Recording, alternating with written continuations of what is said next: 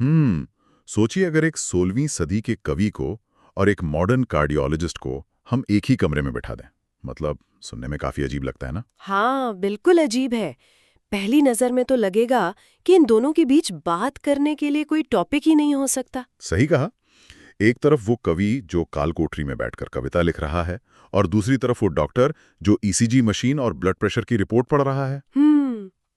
पर आज की जो हमारी ये चर्चा है वो इन्हीं दोनों दुनियाओं को जोड़ने वाली है। बिल्कुल।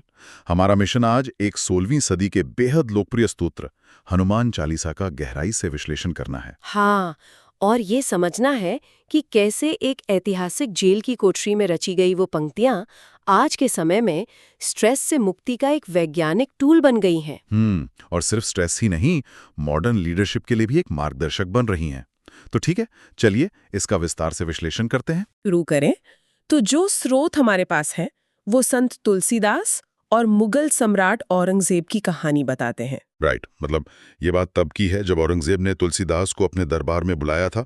उसने सीधा चैलेंज दिया कि मुझे कोई चमत्कार दिखाइए या भगवान राम के दर्शन कराइए। हाँ, और उस दौर में किसी सर्वशक्तिमान सम्राट को ऐसे मना करना मतलब मौत को सीधे बुलावा देना था।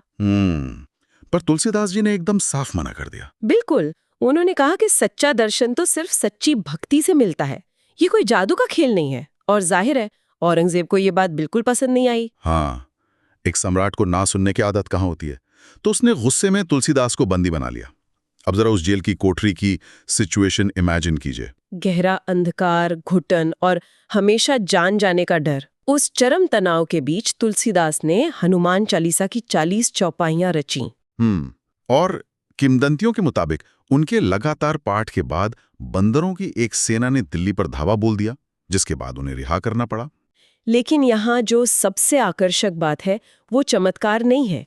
अगर हम साइकोलॉजी के नजरिए से देखें तो ये एक्सट्रीम क्राइसिस में साइकोलॉजिकल रेजिलियंस यानी मानसिक लचीलेपन का एक असाधारण उदाहरण है। मतलब बाहरी दुनिया पर आपका कोई कंट्रोल नहीं है तो इंसान टूट जाता है ना। हाँ, इंसान पैनिक कर जाता है, लेकिन उन्होंने पैनिक करने के बजाय अपने दिमाग को शब्दों और लय के एक सुरक्षा कवच में ढाल लिया। ये बहुत ही दिलचस्प नजरिया है, क्योंकि आज के समय में हम लोग औरंगजेब की उस पत्थर की जेल में तो नहीं है। नहीं, बिल्कुल नहीं। पर हम अपने अपनी मानसिक जेलों में जरूर कैद हैं। वर्क प्लेस का भारी तनाव, एंग्जाइटी, डेडलाइंस, ये भी तो एक तरह का पिंजरा ही है ना। एकदम सही एनालॉजी है।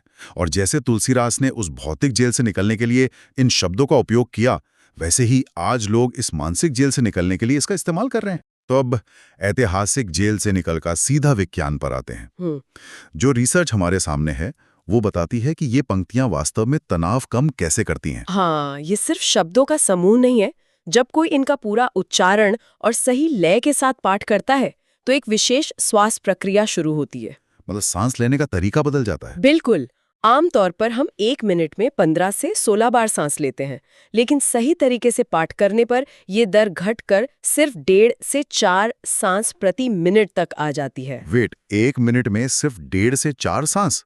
ये सुनकर तो ऐसा लग रहा है कि इंसान का दम घुट जाएगा। अरे नहीं, ऐसा बिल्कुल नहीं होता, क्योंकि आप जबरदस्ती सांस नहीं रोक रहे हैं।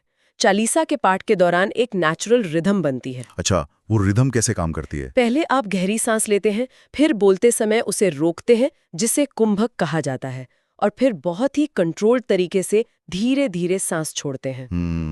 तो ये जो लंबा एक्सेलेशन है, इसका शरीर पर क्या असर होता है? ये लंबा एक्सेलेशन सीधे हमारे वेगस नर्व को एक्टिवेट करता है।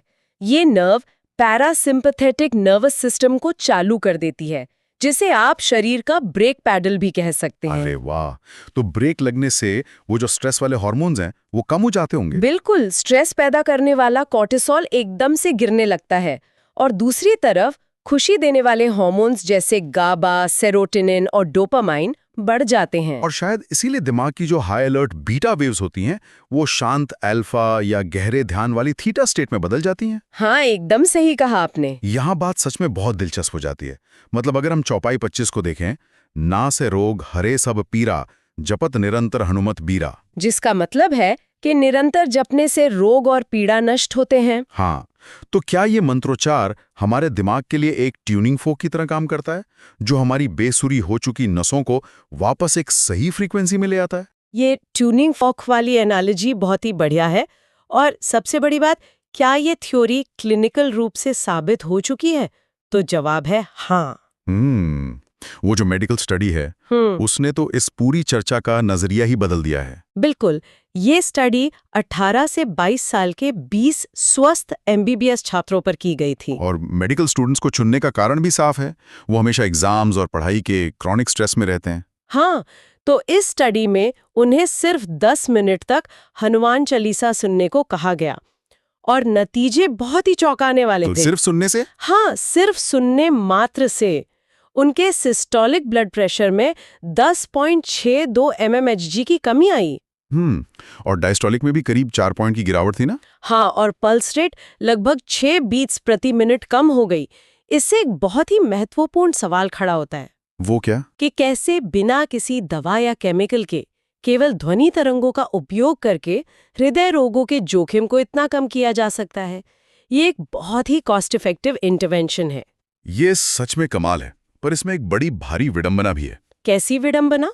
मतलब सोचिए, जो मॉडर्न मेडिसिन के छात्र दिन रात आधुनिक विज्ञान की मोटी-मोटी किताबें रट रहे हैं, उन्हीं के तनाव का इलाज एक 16वीं सदी के प्राचीन पाठ में मिल रहा है। ये तो है, लेकिन ये इस बात का भी सबूत है कि प्राचीन ज्ञान और आज की साइंस एक दूसरे के विरोधी नहीं है। राइट। तो अब अगर हम इस बायोलॉजिकल शांति को थोड़ा और बड़े नजरिए से देखें, तो इसका जीवन की बड़ी चुनौतियों में क्या इस्तेमाल है? जैसे कि लीडरशिप। देखिए, अगर हम स्रोतों के आधार पर हनुमान जी के चरित्र को देखें, तो वो सिर्फ बल के प्रतीक नहीं है। वो कुशाग्र बुद्धि, त्वरित निर्णय लेने वाले और एक बेहतरीन प्रॉब्लम सॉल्वर हैं।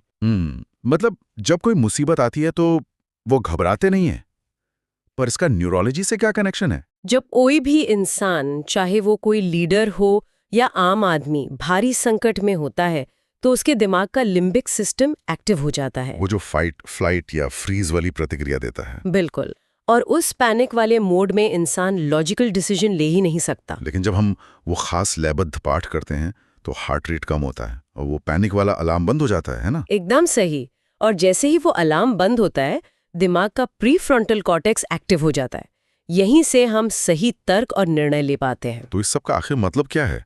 आज की कॉर्पोरेट दुनिया के किसी लीडर के लिए इसका व्यावहारिक उपयोग क्या है? अगर हम इसे व्यापक परिप्रेक्ष्य से जोड़कर देखें, तो एक सफल लीडर को हमेशा स्पष्टता और लचीलापन चाहिए होता है।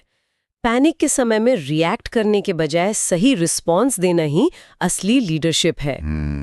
और इसके साथ ही निस्वार्थ सेवा का गुण भी। बिल्कुल। हनुमान चालीसा यही तो सिखाती है, अपने लक्ष्य के प्रति निस्वार्थ एकाग्रता। ये केवल एक धार्मिक प्रार्थना नहीं है, बल्कि लीडरशिप डेवलपमेंट का एक बहुत गहरा मनोवैज्ञानिक टूल है।